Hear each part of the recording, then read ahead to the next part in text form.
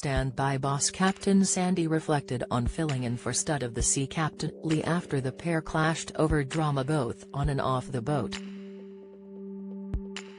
The pair were involved in a brutal social media swinging match where Lee said Sandy lacked respect. Below Deck veteran Captain Sandy confessed that it isn't easy to replace fellow Captain Lee as she made reference to the confrontation.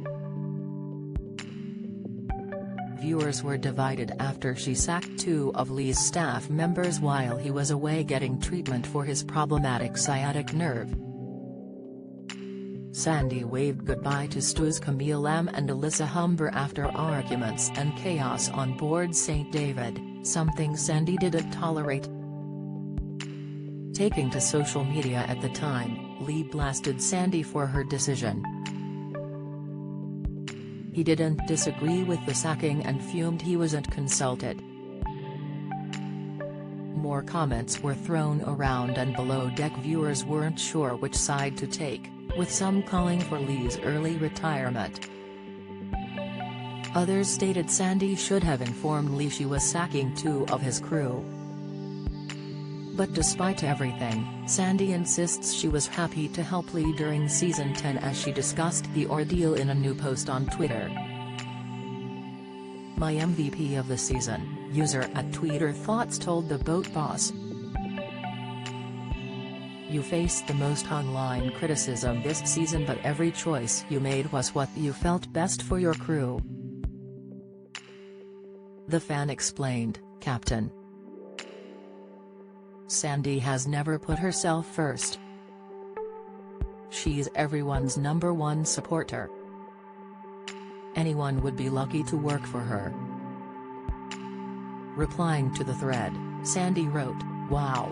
Appreciate this more than you know. Appreciate the support and all the love from everyone. It isn't easy filling in for another captain on TV, as viewers have grown accustomed to that Cap's style.